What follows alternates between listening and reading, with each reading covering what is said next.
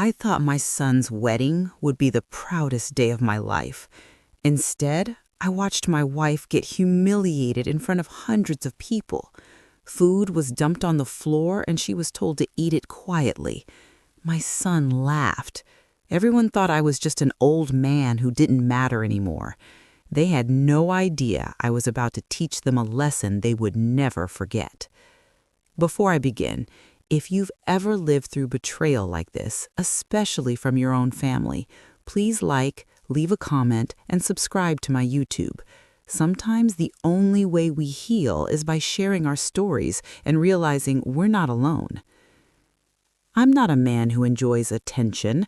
I've spent most of my life working quietly, building what needed to be built, fixing what broke, and keeping my head down. I believe that if you did right by people, life would eventually do right by you. That belief carried me through 40 years of marriage, 3 decades of running a company, and raising a son I was deeply proud of, or at least I thought I was. My wife, Mariam, is the gentlest person I know. She has a way of softening a room just by being in it. She never raises her voice, never demands respect. She simply gives it and hopes it comes back to her. I've watched her put herself last for everyone else for decades. She cooked for neighbors when they were sick, stitched clothes for relatives who couldn't afford new ones, and raised our son with patience, even when I was too tired or distracted to notice what he needed emotionally. If there was one person on this earth who deserved honor, especially at her own son's wedding, it was her. Our son, Ayan, wasn't always like the man he became. As a boy, he was thoughtful. He used to hold doors open for strangers and thank waiters by name. Somewhere along the way, that softness hardened. When he met Zara, everything accelerated. She was beautiful, confident, and very aware of the effect she had on people. She came from money, or at least from people who liked to look like they did. From the first dinner, I could feel the imbalance. She spoke, and Ayan leaned in. My wife spoke, and Zara checked her phone. I told myself I was imagining things, that generational gaps explain everything, that love makes people blind sometimes, and it's not my place to interfere. When Ayan asked if I would help pay for the wedding, I didn't hesitate, not because I wanted control, but because that's what fathers do. I paid for the venue, the catering, the decor, even the band Zara insisted on flying in from another city.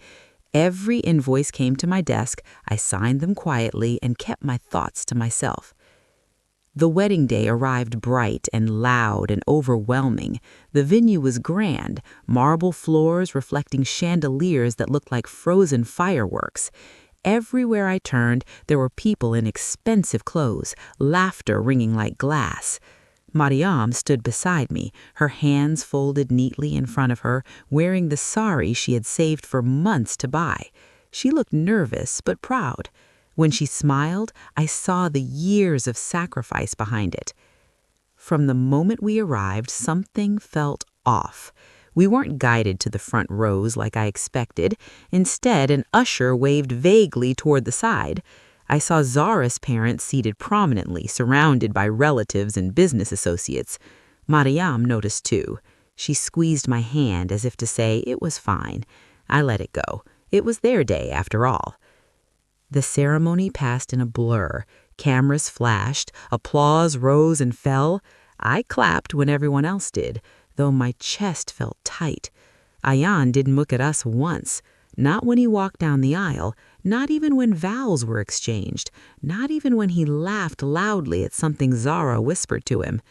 Mariam kept her eyes fixed on the couple, smiling steadily, even as I saw her shoulders slump just a little.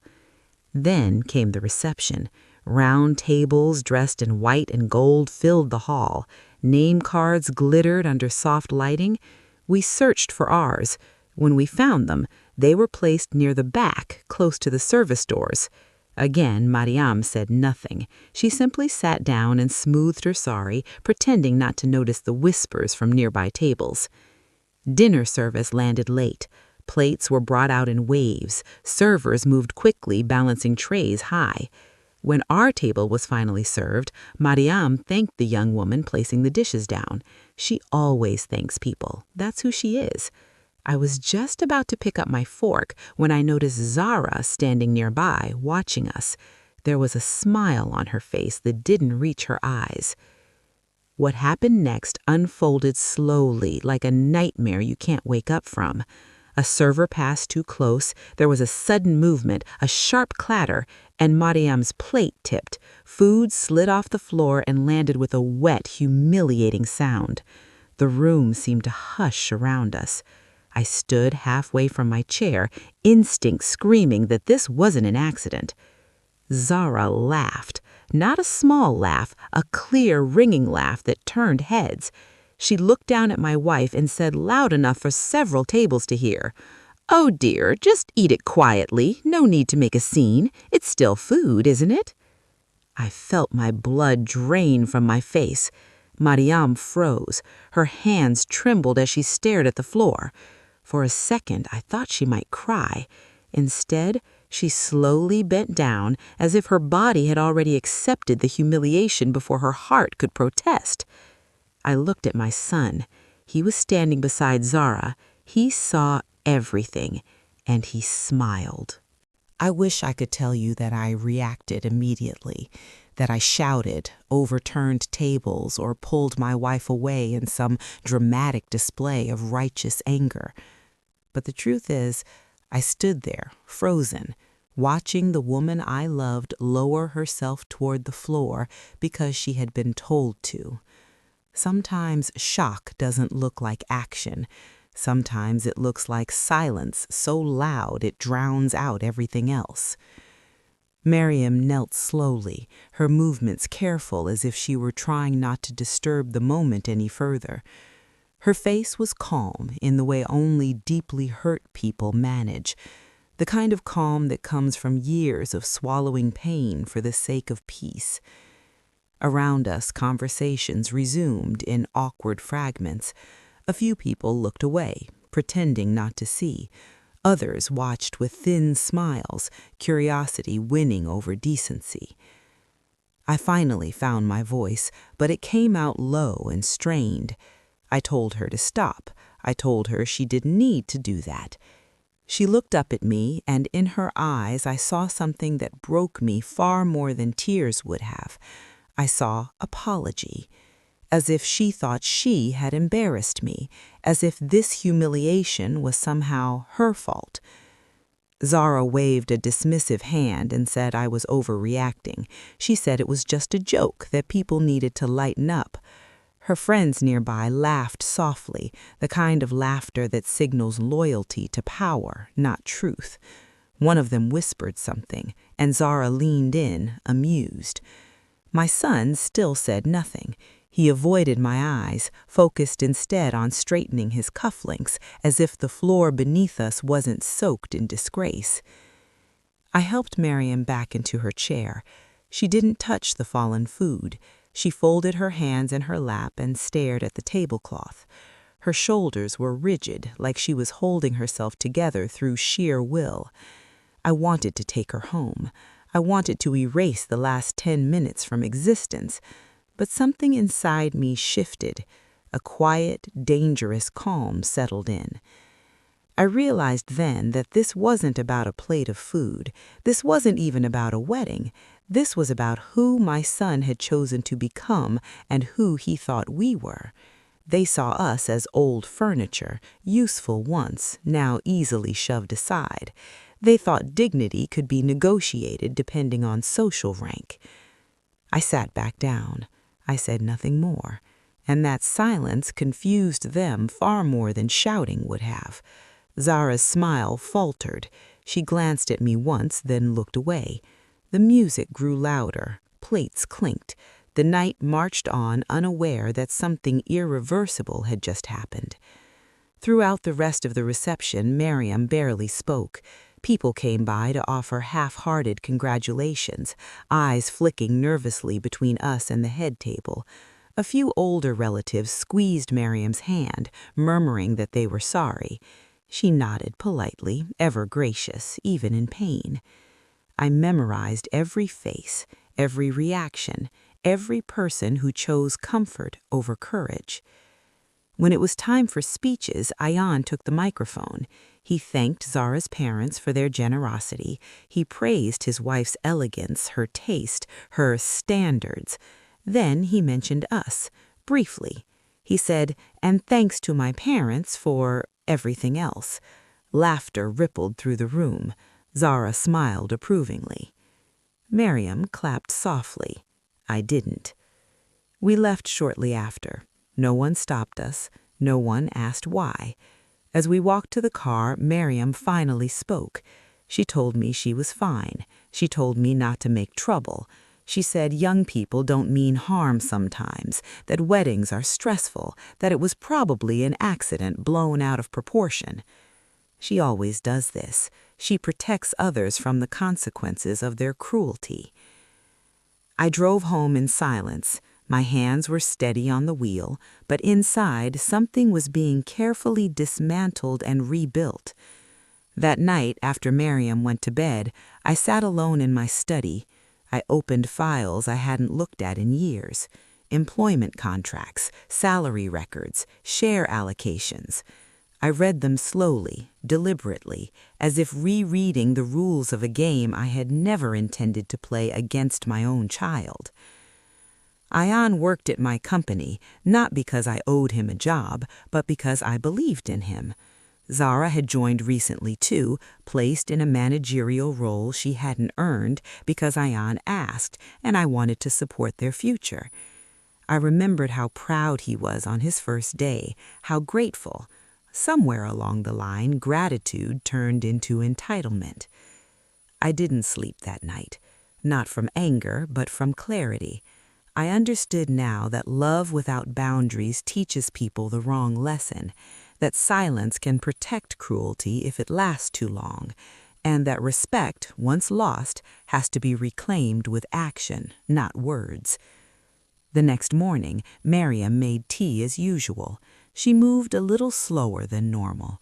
I watched her from across the table, this woman who had carried our family on her back without complaint. I told her she wouldn't be going to the office anymore. She looked confused. I told her she deserved rest, peace, that I would handle things. Later that day, I sent 2 emails, short, professional. One requested Ayan and Zara come to my office the following morning. The other was to HR, asking them to prepare termination documents.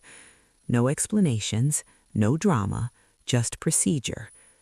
When I finally lay down to rest, I felt something unexpected, not satisfaction, not revenge, but resolute. Whatever came next, I would face it standing tall. For my wife, for myself, and for the lesson my son had refused to learn the easy way. The next morning arrived with a strange stillness, the kind that settles in before a storm. I woke early, dressed carefully, and made my way to the office before anyone else arrived. The building was quiet, lights dimmed, corridors echoing faintly with my footsteps. This place had been my second home for decades. Every wall held memories of risks taken, failures survived, and victories earned the hard way. I had never imagined I would be using it as the setting for a reckoning with my own son. I sat at my desk and waited. When Ayan and Zara arrived, they walked in together, fingers interlaced, confidence radiating from them like a shield. Zara was dressed impeccably, her posture straight, her expression calm but expectant. Ayan looked slightly uneasy, though he masked it well. They both assumed this meeting was about post-wedding logistics or perhaps a congratulatory gesture. After all, I had paid for everything without complaint. Why would this be any different? I asked them to sit. My voice was even. Too even, perhaps. Zara smiled and thanked me again for the beautiful wedding. The word beautiful hung in the air like an insult. I nodded once and opened the folder in front of me. Inside were copies of their contracts, neatly arranged. I didn't raise my voice. I didn't mention the wedding at first. I spoke about expectations, about professionalism, about character.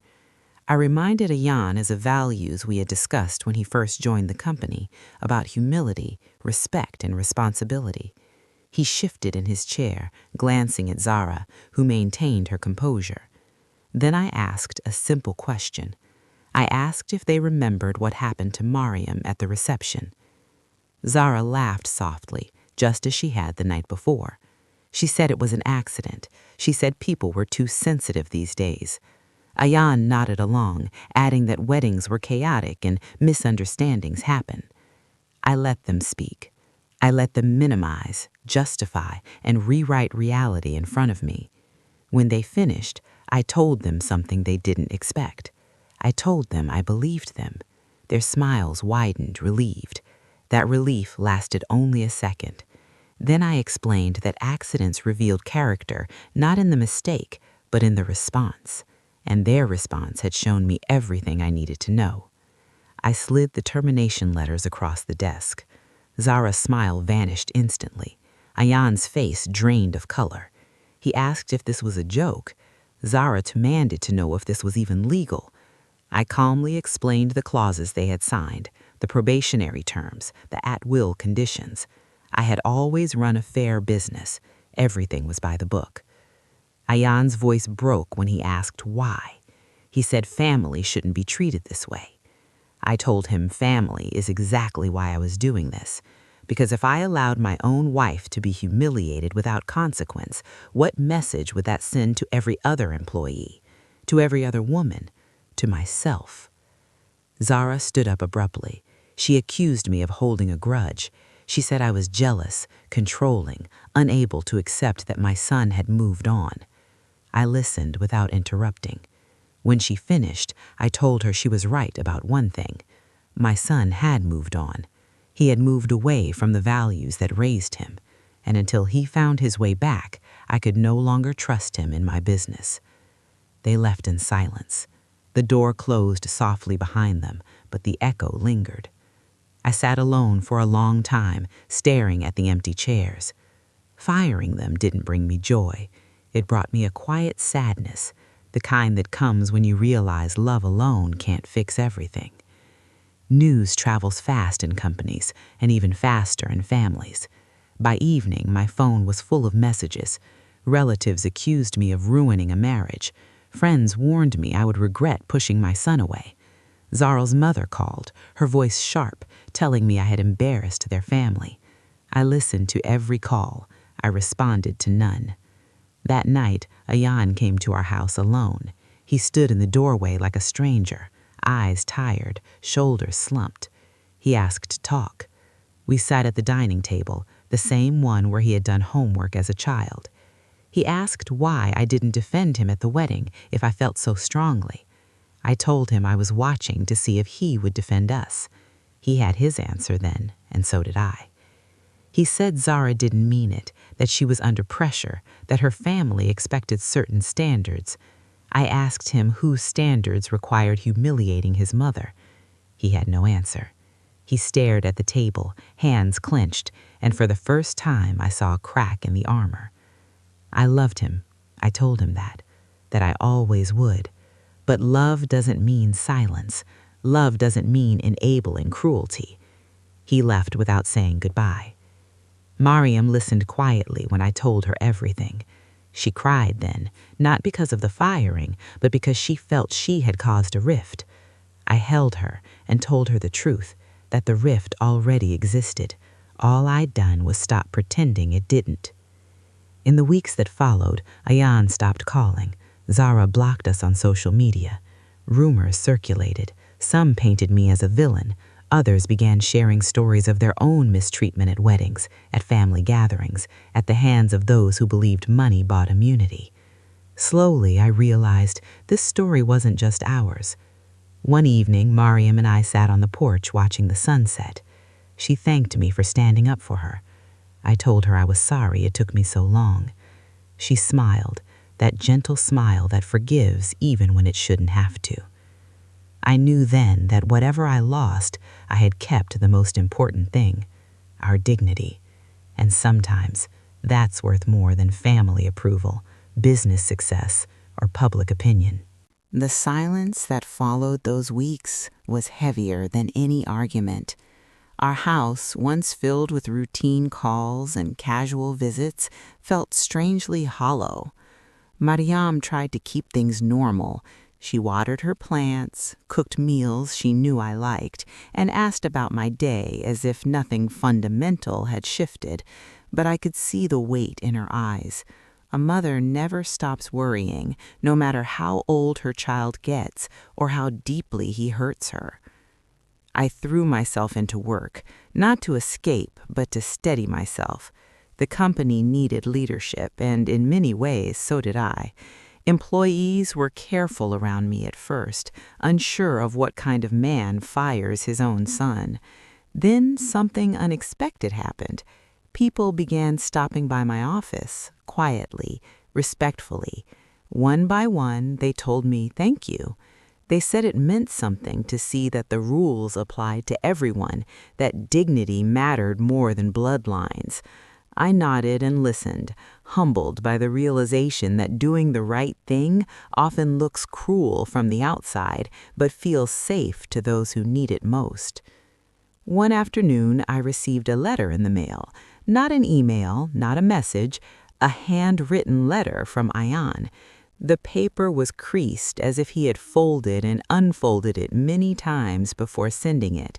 He wrote that he was angry, confused, and ashamed all at once. He admitted he hadn't known how to stand up to Zada or to her family without feeling small. He said he laughed at the wedding because he didn't know how else to react, and the laughter had followed him every night since. He didn't apologize directly, but the pain was there between the lines. Mariam read the letter slowly, her hands trembling. When she finished, she pressed it to her chest and closed her eyes. She asked me if I thought he would ever come back to himself. I told her people don't come back. They grow forward, sometimes painfully, sometimes late. All we could do was leave the door open without tearing down the house to keep it that way. Zada, on the other hand, made her presence known loudly. Mutual acquaintances reported that she was telling anyone who would listen that we were controlling, bitter, jealous of her success. She said I used money to punish people who didn't bow to me. At first, the words stung, then they stopped mattering. Lies lose their power when you stop trying to fight them. A few months later, an invitation arrived. Zada's family was hosting a large anniversary celebration. Our names were not on the envelope, but I heard through relatives that Ayan was expected to attend alone. Mariam didn't comment, but that night she folded laundry with unusual force. I knew the exclusion hurt more than she let on. Being erased quietly is often worse than being humiliated loudly. Around that time, Mariam decided to volunteer at a community kitchen. She said she wanted to be useful again, to feel needed without expectations. The irony wasn't lost on either of us. I watched her tie her scarf and leave the house each morning with a renewed sense of purpose. People there adored her. They listened when she spoke. They thanked her.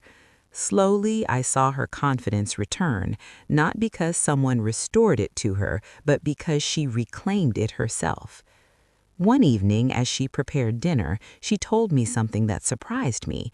She said she didn't hate Zada. She said Zada was cruel, yes, but also deeply insecure, that cruelty often grows where fear lives. I asked her how she could be so generous after what had happened. She smiled and said bitterness would cost her more than forgiveness ever could. That was Mariam, always teaching me, even now.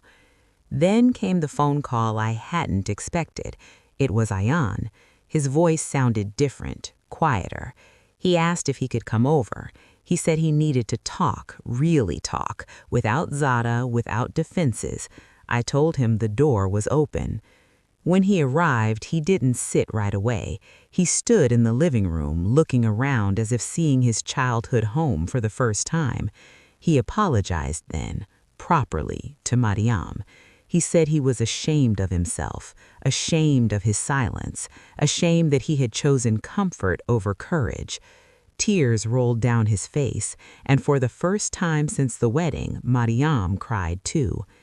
He told us he had left Zara, not dramatically, just quietly packed a bag and walked away.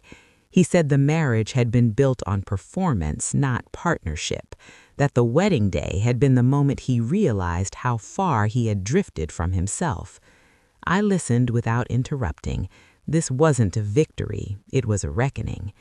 He asked if he could ever work at the company again. I told him not yet, that forgiveness doesn't always come with immediate restoration, that trust, once broken, needs time and humility to rebuild. He nodded. He said he understood. After he left, Mariam and I sat together in silence. The house felt different again, but this time not hollow, just open. Healing doesn't arrive all at once. It comes in pieces, in conversations that don't end neatly, in choices that hurt before they heal. Looking back, I don't see the wedding as the worst day of my life anymore. I see it as the day illusions fell apart, the day I learned that respect must be defended even when the cost is high, especially then. And if there is one lesson I carry forward, it's this: silence teaches people how to treat you, and love, real love, sometimes looks like standing up when everyone expects you to sit down. Time has a way of softening the sharpest edges, but it also reveals which wounds were real and which were only surface deep. In the months after Ayan left Zara, our family existed in a careful in-between. He visited occasionally, never unannounced, always respectful, as if relearning how to be a son. Mariam welcomed him with the same quiet grace she had always shown, but I could tell she was cautious now. Love was still there, but it had learned to protect itself. Ayan found work elsewhere, far from our company, starting at a level far below what he once had. He never complained. In fact, he thanked me for not rescuing him. He said starting over without my shadow forced him to confront parts of himself he had ignored for too long. Hearing that didn't erase the past, but it allowed space for a different future. Zara, meanwhile, did not fade quietly. She reached out once through a carefully worded message asking if we could clear the air. I declined, not out of anger, but out of clarity. Some conversations don't heal, they reopen. I wished her well silently and chose peace instead. The community kitchen became a central part of Mariam's life. She came home each day with stories of people who had lost everything and still found ways to smile. One afternoon, she told me about a woman who had been publicly shamed by her own family for falling on hard times. Mariam listened to her, held her hand, and told her she wasn't invisible. When Mariam shared that story with me, her voice didn't shake. She had transformed her pain into empathy. I realized then that the humiliation she endured at the wedding had not broken her, it had sharpened her compassion. At work, the company continued to thrive. New leadership rose from within. Promotions were earned, not inherited. The culture shifted subtly but meaningfully. People spoke up more. They treated one another with a quiet respect that didn't need to be enforced. Sometimes doing the right thing sends ripples you never fully see. One evening, nearly a year after the wedding, Ayan asked if we would attend a small dinner with him, just the three of us. No celebration, no speeches, just a meal. Mariam looked at me, searching my face. I nodded. The restaurant was modest, warm, nothing like the glittering venue of his wedding. When our food arrived, Ayan waited until Mariam had her plate before touching his own. It was a small gesture, but it spoke volumes. He apologized again, not for the sake of saying it, but because he understood now what his silence had cost. Over dessert, he asked Miriam how she found the strength to forgive. She told him forgiveness wasn't a gift to him, it was a gift to herself, that carrying resentment would have kept her kneeling long after the moment had passed. Watching them talk, I felt something loosen in my chest, not relief exactly, resolution. On the way home, Miriam reached for my hand. She told me she was proud of me, not for firing them, but for choosing her dignity when it would have been easier to protect appearances. I told her I wished I had done it sooner. She squeezed my hand and said, "You did it when it mattered." As I reflect on everything now, I understand that power isn't about money or authority. It's about the moments you choose not to look away, the moments you decide what kind of person you are, even when no one is cheering. That wedding taught me something I wish no parent had to learn, that children don't always inherit your values, they test them. And sometimes the greatest lesson you can give them is showing them that love does not mean surrendering self-respect. Miriam and I still attend weddings now. We sit together, we smile politely, and we leave early if things feel wrong. We don't stay silent anymore, not out of bitterness, but out of wisdom. If you're listening to this and you've ever been humiliated, especially by those who should have protected you, know this: your worth is not negotiable. Not for family, not for tradition, not for anyone. And if you're the one who stayed silent when someone you loved was hurt, it's not too late to change. Silence can be unlearned, courage can be practiced, and respect, once demanded, has a way of finding its way back. As the years settled into a quieter rhythm, I began to understand that healing doesn't announce itself. It arrives subtly, disguised as ordinary days that no longer ache the way they used to. Mariam and I fell back into routines that felt familiar but somehow deeper, as if we were living them with clearer eyes. Morning tea on the veranda, evening walks when the air cooled, conversations that no longer tiptoed around unspoken pain. Ayan stayed consistent. He didn't rush reconciliation or demand forgiveness. He showed up. He listened more than he spoke. On weekends, he helped Mariam in the kitchen, chopping vegetables the way she taught him years ago. Sometimes they laughed, sometimes they sat quietly. Both felt like progress. I watched from a distance, careful not to interfere. Trust rebuilds best when it isn't supervised. One afternoon, Ayan asked if we could talk privately. We sat in my study, the same room where I had once reviewed his termination papers with hands steady and heart heavy. He told me about his job, the long hours, the difficult supervisor, the way he felt invisible starting at the bottom again. Then he paused and said something that stayed with me. He said losing the company job hurt less than losing our respect. That sentence carried more accountability than any apology ever could. He asked me what respect meant to me now. I told him it meant consistency, treating people with dignity whether or not there was something to gain, speaking up even when your voice shakes, especially then. He nodded, absorbing it as not advice, but as truth. Not everyone in the family approved of the slow reconciliation. Some relatives thought we should have cut Ayan off entirely. Others believed I should have forgiven him immediately and rehired him to keep peace. I learned then that people often confuse boundaries with punishment. Setting limits isn't about revenge, it's about clarity. Mariam's volunteering expanded into organizing. She helped train new helpers, created small systems to make things run smoothly. One evening, the kitchen held a small appreciation gathering for her. No grand speeches, just gratitude. As I watched her accept a simple thank you card, I realized how different that moment felt from the wedding. Respect doesn't need chandeliers, it needs sincerity. Around the second anniversary of the wedding, Ayan invited us to a quiet lunch.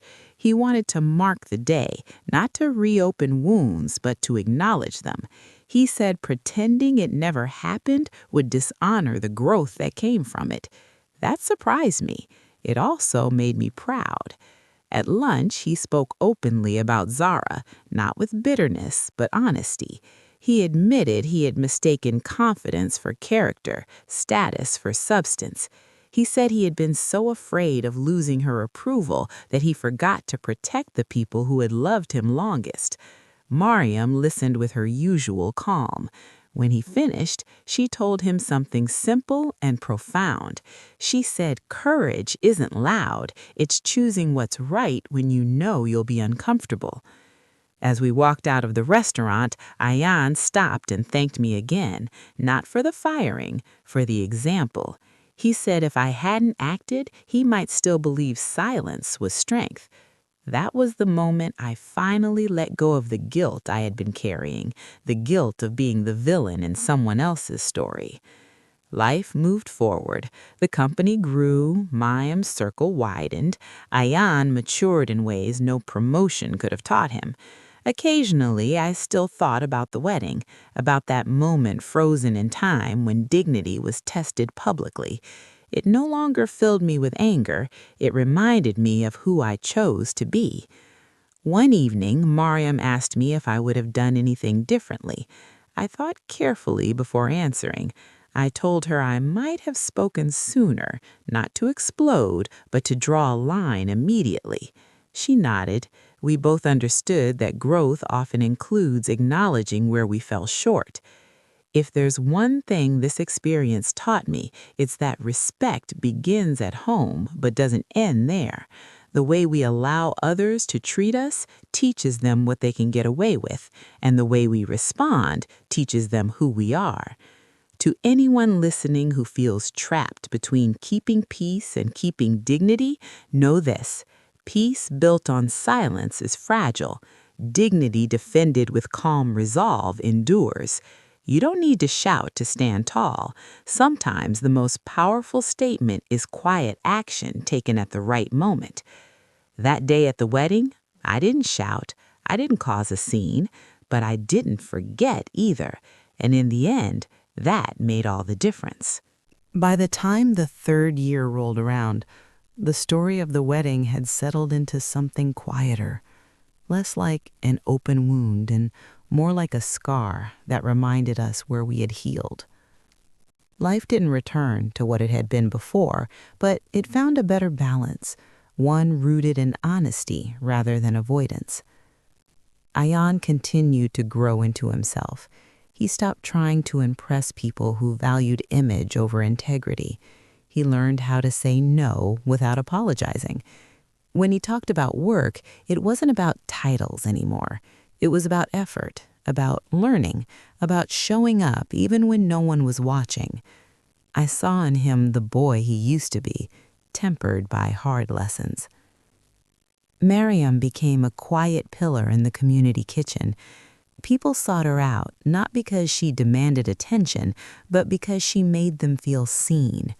She never told her story unless someone asked directly, and when she did, she spoke without bitterness, focusing not on the humiliation, but on what she learned from it.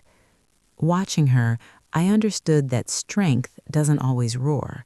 Sometimes it whispers and still changes lives. I was invited to speak at a small business ethics seminar one afternoon. They wanted me to talk about leadership, about boundaries, about fairness.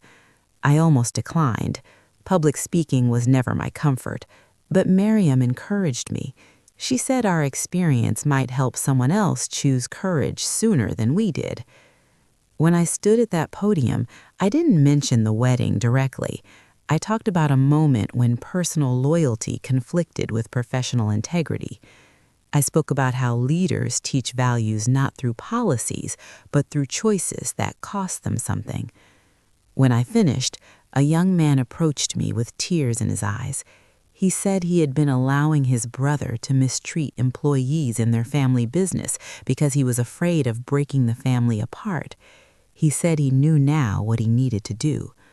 That conversation stayed with me longer than the applause. Ayan attended one of those talks quietly, sitting in the back. Later, he told me he finally understood the weight of leadership, not the authority, but the responsibility. He said it scared him. I told him that was a good sign. Fear often means you're taking something seriously for the first time. Not everyone learned from our story. Some relatives still whispered, some believed money had made us cold, others thought we had been too soft. I learned to let those opinions exist without fighting them. People see what they're ready to see. Then, unexpectedly, Zara reappeared. Not in person, but through a mutual acquaintance. She wanted to meet.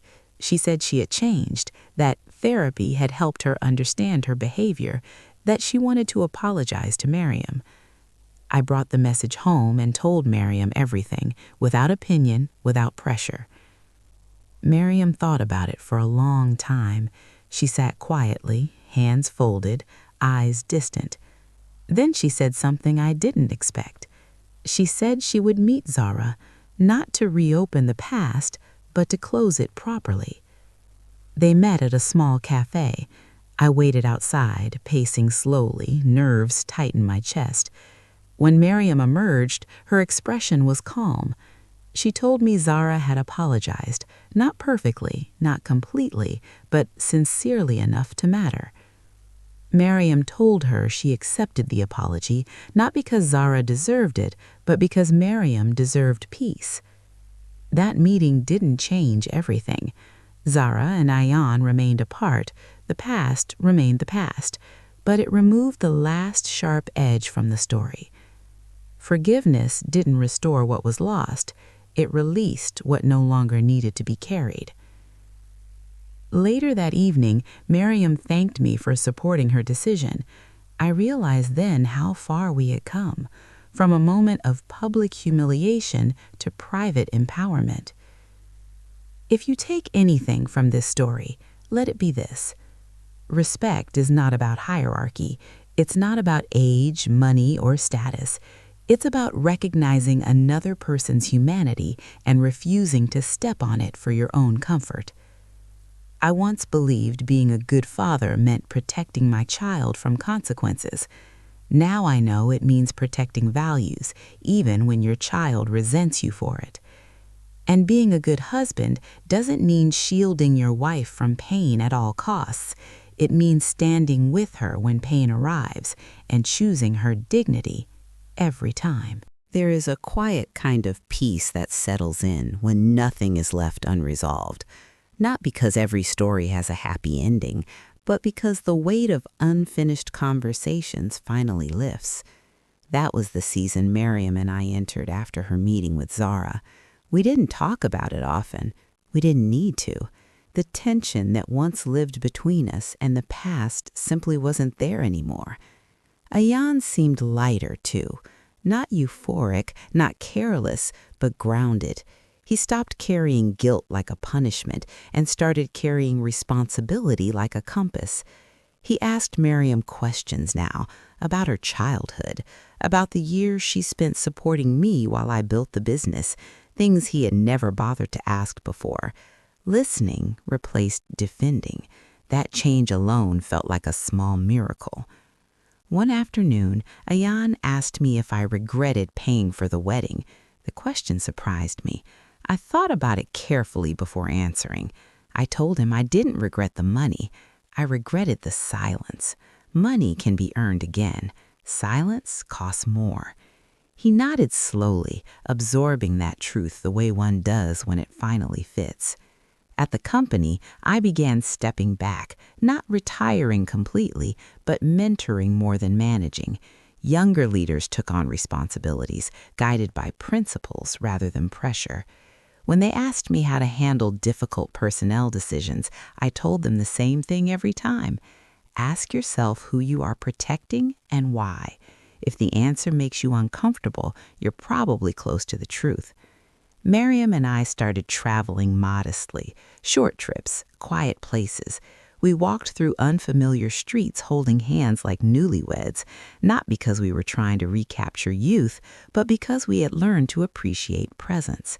In one small town, a street performer dropped his food accidentally, and without thinking, Miriam bent down to help him clean it up. I watched her, chest tight, and realized how deeply she had transformed pain into grace. We spoke once about that moment at the wedding, years later, sitting on a bench by a river. She said something that stayed with me. She said the humiliation didn't come from being told to eat off the floor. It came from realizing the people she had sacrificed for didn't see her. That insight changed how I understood everything. Respect isn't about grand gestures, it's about being seen. Ayan began dating again, cautiously. He introduced us to someone new eventually, not with fanfare, not with expectation, just honesty. She was kind, observant. She listened when Miriam spoke. The first time she met us, she stood up when Miriam entered the room. A small thing, a meaningful thing. I said nothing, but Miriam squeezed my hand under the table. The wedding story, once whispered, became something people referenced differently, not as gossip, but as a cautionary tale. Don't be like that, someone would say quietly at another event, or remember what happened to that family. I never corrected anyone. Stories live their own lives once released. Sometimes, late at night, I replay that moment when Zara laughed and my son smiled beside her. It no longer hurts the way it once did. It reminds me that people show you who you are when they think it's safe to do so, and believing them the first time can save you years of confusion. Miriam and I talked about legacy once, not money, not property, but values. She said she hoped people would remember her kindness. I told her people already did. She just smiled, the way she always does when praise makes her uncomfortable. If you're listening to this and wondering whether it's worth standing up after being humiliated, even years later, let me tell you this. It is never too late to reclaim your dignity. It doesn't require revenge. It requires clarity, courage, and sometimes distance. The wedding didn't break our family. It revealed what needed to change, and change, though painful, gave us something better than what we had before. It gave us truth. Now, when I look back on everything, the memory that stays with me isn't the sound of laughter or the shock of that plate hitting the floor. It's the moment afterward, when Mariam lifted her head and met my eyes. There was pain there, yes, but there was also trust. She believed I would not let that moment define her worth, even if I hadn't yet figured out how to respond. That belief is something I carry with me every day. Life has settled into something steady and honest. Mariam still volunteers, though she insists she's slowing down, even as people continue to seek her out. Our home is quieter than it once was, but it's warmer. There's no tension hiding in the corners anymore, no unspoken rules about who matters and who doesn't, just respect, given and returned. Ayan comes by often now, not out of obligation, but because he wants to. Sometimes we talk for hours, sometimes we sit in silence, watching the evening settle in. He never jokes about that day. He never minimizes it. He owns it. And that ownership has changed him more than any punishment ever could. One evening, he told me something I hadn't expected. He said that losing everything he thought defined success had forced him to ask a harder question. Not, how do I look, but who am I when no one is impressed?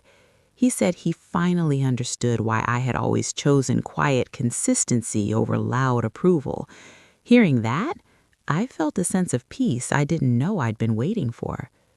The company is in good hands now. I attend meetings when invited, offer advice when asked, and otherwise step back.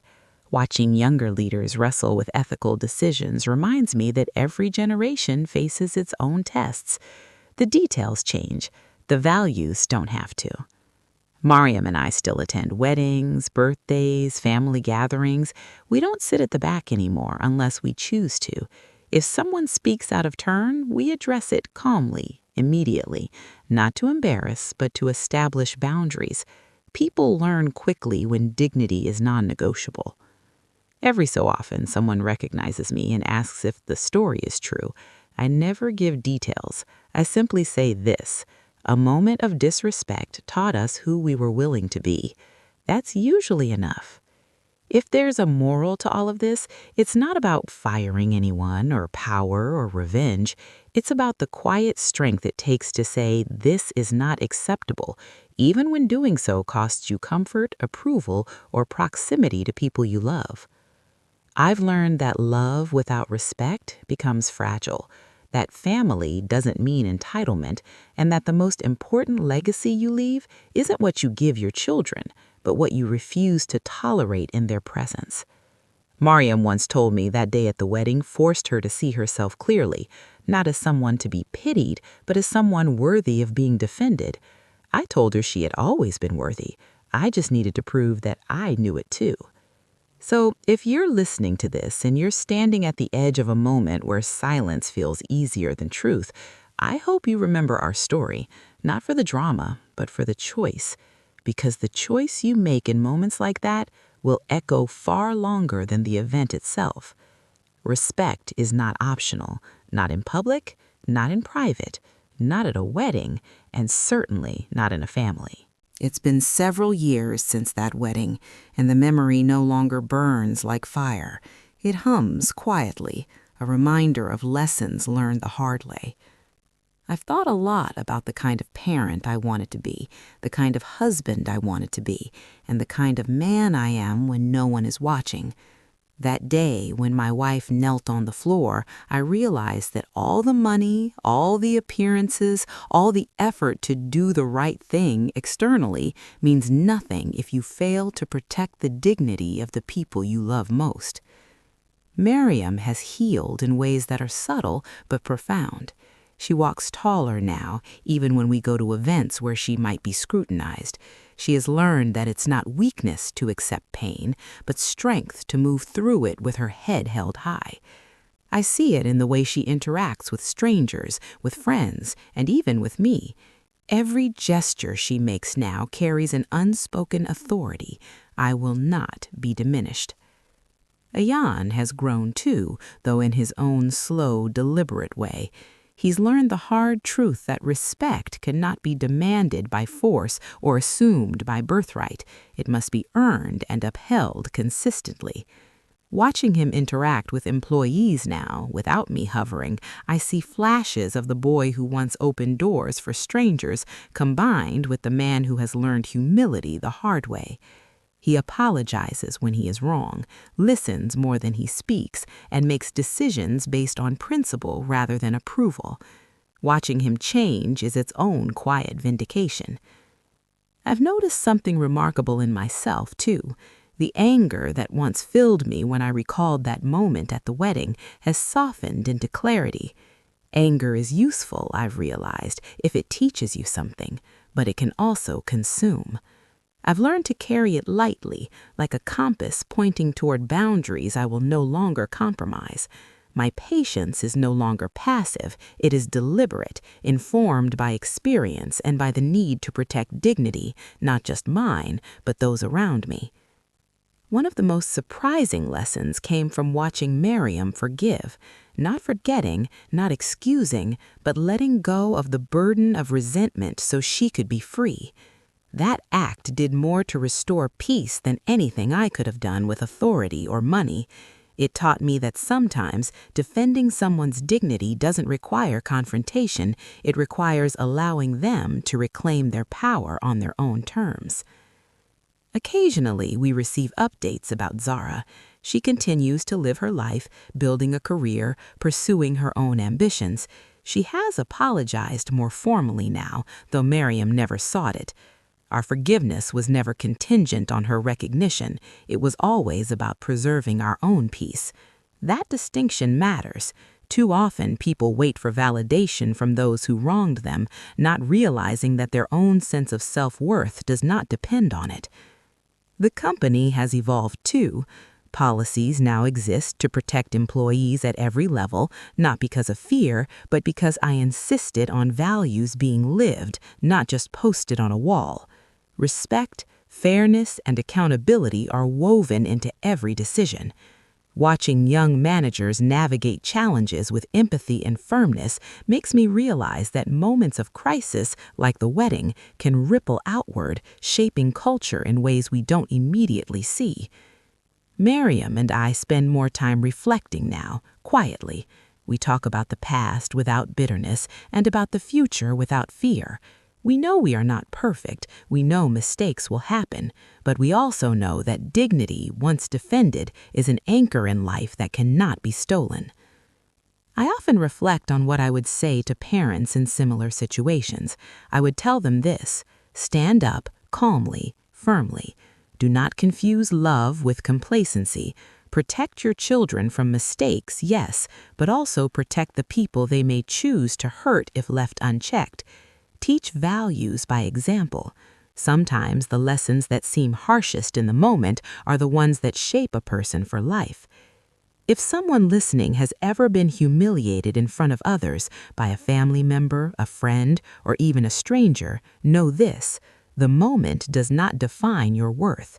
How you respond does. You may feel powerless, but dignity is always within reach. Choosing it requires courage, patience, and a refusal to accept less than respect. Miriam often says that the wedding day taught her one truth she had always suspected but never needed to test until that day: that love without respect is fragile. Ayan eventually learned it too, and I learned finally that protecting someone's dignity may require letting go of comfort, social approval, and even familial closeness for a time. That is not cruelty, it is clarity. I think about the people we encounter daily: children, employees, friends, and I recognize the ripple effect of choices. One moment of injustice can echo endlessly if left unchallenged. One quiet act of defense, one refusal to bend beneath humiliation, can teach lessons that last generations. As I sit here today, years after the wedding, I am grateful for the clarity that moment forced upon us. I am grateful for Miriam's courage, Ayan's eventual reckoning, and even the pain that showed us who we were and who we could become. That day, which felt like devastation, became a turning point. It revealed weakness and strength in equal measure, but ultimately it allowed us to emerge with dignity intact. So, to anyone listening, I leave you with this: respect is not optional. It is not negotiable. It is not earned by status, beauty, or convenience. It is demanded by being present, by choosing courage over silence, by holding the line even when it feels impossible. And the greatest lessons of life, especially within family, are not the ones delivered gently. They are the ones you learn by standing firm, sometimes alone, sometimes quietly, and refusing to accept anything less than what you and your loved ones deserve. That wedding day could have been a story of shame, of betrayal, of silence that eroded our family from within. Instead, it became a story of clarity, resilience, and the quiet, unshakable power of defending dignity. I tell this story not for attention, not for pity, but to share a truth that is often overlooked: that standing up for what is right, especially when it is hardest, is how we shape the people we love and ourselves for life. And in the end, when I look at Miriam, when I watch Ayan take responsibility for himself, and when I remember that plate of food hitting the floor, I smile, not because of what happened, but because of who we became because of it.